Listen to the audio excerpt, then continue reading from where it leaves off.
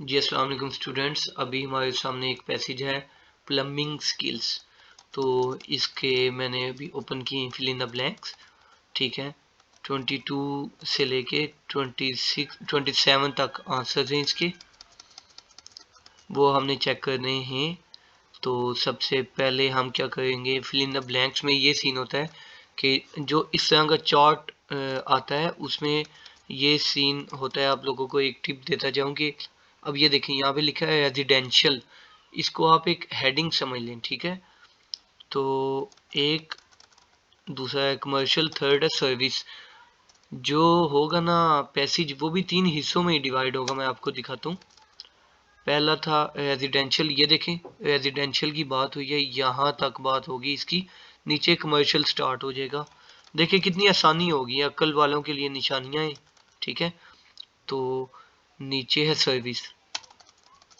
एक तो ये ऑप्शन बड़ा अच्छा होता है इसमें। तो दूसरा ये है कि वर्क रिलेटेड इश्यूज, ये एक हेडिंग है, एक ये भी हेडिंग है। ठीक है, तो इस तरह भी हम चलते हैं हॉरिजेंटल। तो working under floor in a dash area. अच्छा, ये बात हो रही है असल में प्लम्बिंग की। ठीक है, प्लम्बिंग स्किल्स के हवाले से। तो हम देखते हैं कौन से एरिया की बात होगी, एरिया का कोई सिनोनिम होगा। तो ये सिनोनिम मुझे एक नज़र भी आ गया, लेकिन मैं आप लोगों के सामने पढ़ता हूँ। मैं पहले ब्लैंक दिखा लूँ एक दफ़ा। थोड़ा सा स्टार्टिंग इसकी मुश्किल होती है। ठीक है, लेकिन बिस्मिल्लाह करते हैं हम। Working under floor in a dash area, किसी ऐसी जगह में अंडर फ्लोर, ज़मीन के नीचे काम करना। ठीक है, तो ये देखिएगा, in a residential building such as a block of flats. Underfloor jobs that involve plumbing, mechanical, and electrical systems are common. They may need to take place in a narrow space. ये देखें, ये space पे नजर पड़ी थी। Space area का synonym था, narrow हम लिख लेते हैं तंग जगह। ठीक है, 22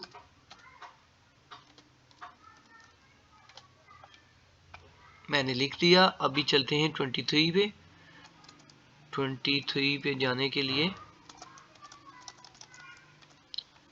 एक तो ये भी बात होगी, यानी कि प्लान केयरफुली, आप ध्यान से काम करें। तो इस लाइन को भी हमने देखना है। तो ऑलवेज यूज द एप्रोप्रिएट, ठीक है, उसके मुताबिक जो होगा टूल के लिए। जैसे इक्विपमेंट आ सकता है, इक्विपमेंट वैसे टूल को ही कहते हैं। कोई ऐसी चीज़ होगी प्लान उसके मुताबिक या something. Always use the appropriate dash for each tool. तो वो हम देखते हैं। पहले वुड वर्क की बात होगी।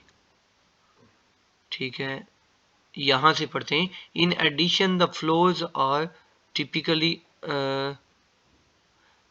Covered with a wood product. थोड़ा मैं जूम करता हूँ। यहाँ से अगर आप देखें थोड़ा मजीद नज़दीक हम आ जाएंगे। ठीक है, the plumbing can not go in a cut holes and ले पाइप्स। ठीक है, अंडरग्राउंड हम कहीं तंग जगह होती हैं जहाँ पे हम नहीं जा सकते, प्लम्बर्स जो होते हैं उनके लिए मुश्किल होता है। He must first think about what he is doing. उसे पहले सोचना चाहिए, प्लान करना चाहिए क्या मैं करने वाला हूँ। Read and understand the cutting chart. ठीक है, कटिंग चार्ट एक नक्शा होगा अंडरग्राउंड, जहाँ पे टैब्स वगैरह होती हैं अंडरग्राउंड। ठीक है, तो वो ओपन करने के लिए एक चार्ट होता है, कहाँ कहाँ पे कौन सा नट वगैरह है, कौन सा कील वगैरह कहाँ पे लगे हैं जो भी। तो उसके एंगल से कौन सी चीज़ खोलनी है, कौन सी फिक्स करनी है लेफ्ट साइड पे, क्योंकि ज़बानी हमने करना है वहाँ पे, खुद तो जा नहीं सकते। तो इसलिए वो क्या करेगा, कटिंग चार्ट्स को पढ़ लेगा। कटिंग चार्ट एक आया माइंड में, लेकिन इसके अलावा देख लेते हैं इसी लाइन में। That accompanies each of his tools। जी, टूल्स के मतलब बात हुई थी, तो कटिंग चार्ट की बात है। मैं ब्लैंक दोबारा दिखा देता हूँ आपको। ये वाला always use appropriate cutting chart. Cutting chart 2 words हैं, तो हम क्या करते हैं, देखते हैं 2 वर्ड्स अलाउड है, बिल्कुल अलाउड है।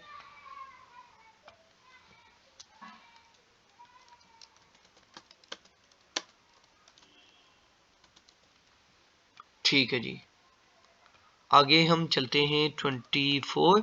Consider how different dash will be affected.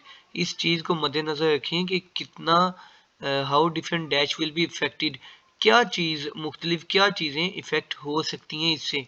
ठीक है, तो इसको हम चेक करते हैं, इसी पैराग्राफ में आंसर इसका होगा। Tools visualize how this work will impact on other tradespeople before proceeding। ठीक है, इस चीज का ध्यान रखें, जो बंदे हैं आसपास के, ठीक है, वो कैसे इफेक्ट हो सकते हैं। तो ट्रेड्स पीपल अगर इकट्ठा है तो इकट्ठे ही हम भी लिख देते हैं। ठीक है, तो हम चलते हैं आगे। आगे आ गया जी कमर्शियल। अब ऊपर वाले 3 लाइंस को हम भूल जाते हैं, नीचे आ जाते हैं नेक्स्ट ब्लैंक पे। कमर्शियल में बस एक ही ब्लैंक है, ये समझिएगा थोड़ा, वरना ये बहुत ज़्यादा टाइम ले सकती है।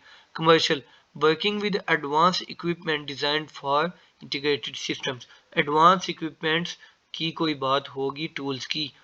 Fully comprehend instructions, take images. Images का कोई सिनोनिम यूज होगा, इतना तो पक्की बात आ गई। अब structures to locate important materials, किसी मटेरियल की बात होगी, लाइक सच एज, यहाँ पे हो सकता है सच एज डैश। ठीक है, कोई इंपॉर्टेंट मटेरियल की बात होगी तो हम ये एक ही दफा करके जाते हैं ब्लैंक्स पे।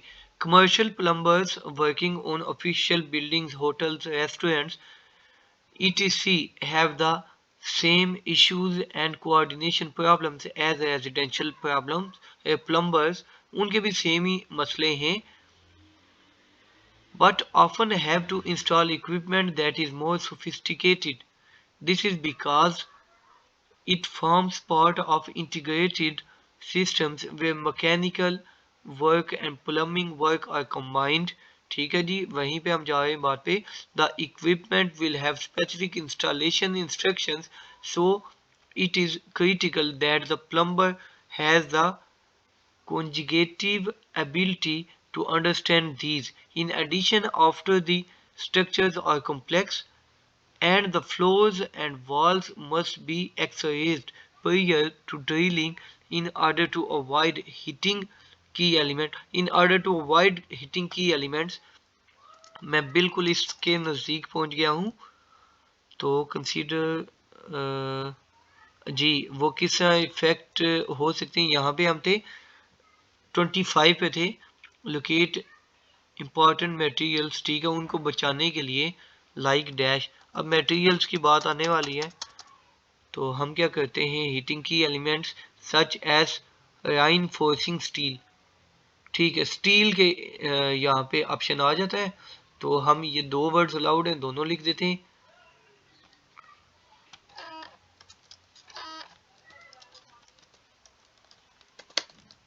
स्टील, ठीक है, हम चलते हैं आगे।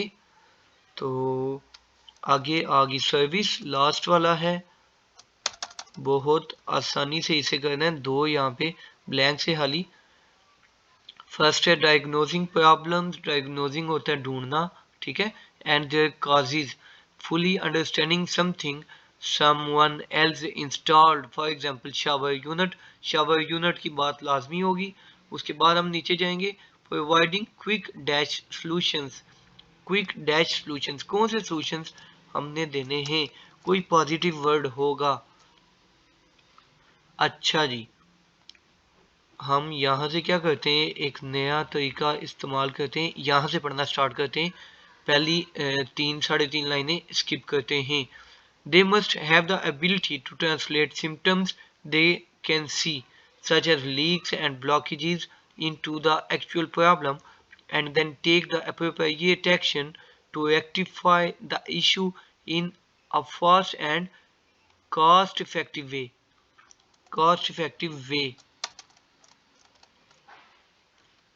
ठीक है जी, ये देखें फास्ट का सिनोनिम है क्विक, और नीचे आ जाएगा cost effective. Cost effective, let me confirm for 1 second. ठीक है, तो इसमें कॉस्ट इफेक्टिव वे जी, मेरे ख्याल में इसका यही आंसर है। मैं इसको लिख लेता हूँ, कॉस्ट EFFECTI इफेक्टिव वे। अच्छा जी, हम चलते हैं नेक्स्ट। लास्ट वाला है dealing with the people who have a lot of dash और डिसरप्शन।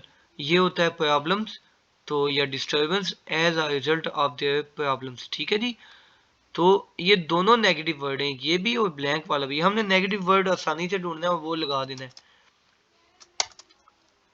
अच्छा जी, नेगेटिव वर्ड यहाँ पे कमर्शियल कस्टमर फेसिंग, इनकन्वीनियंस एक तो ये है। ठीक है, नॉन सेटिस्फाइंग होता है ये, और डिस्टर्बेंस के एंगल से वर्ड यूज होता है। अब डिसेप्टेड, ठीक है, दूसरा ये आ गया, ये वाला डन हो गया। नीचे कोई नेगेटिव वर्ड मौजूद नहीं है। Inconvenience, inconvenience INCONVENCE, let me check, मेरे ख्याल में स्पेलिंग इसके गलत है। VENIENCE, देखें इसके स्पेलिंग चेक करें आप। ठीक है, INCONVENIENCE, इनकन्वीनियंस, INCONVENIENCE। और बाकी हम चलते हैं जी आंसर्स पे जल्दी जल्दी। 22 to 27 टेस्ट 4 है, तो इसके आंसर्स मैं निकालता हूँ। आप लोगों को स्पेलिंग्स पे बहुत ज़्यादा कमांड देनी चाहिए अपनी। ठीक है, तो स्पेलिंग्स पे बहुत ज़्यादा अटेंशन आपकी होनी चाहिए। बहुत से मैंने स्टूडेंट्स देखे रीडिंग पैसेजेस में, वो ढूंढ तो लेते हैं या लिसनिंग में वो मुझे बोल देते हैं सर जी इसका ये आंसर है, लेकिन वो लिख नहीं पाते उसे। ठीक है, तो वो उनके लिए चीज़ मुश्किल हो जाती है। अभी हम क्या करते हैं, टेस्ट 4 पे जाते हैं और आंसर्स जल्दी से आपको चेक करा देते हैं। टेस्ट 4 ये है जी।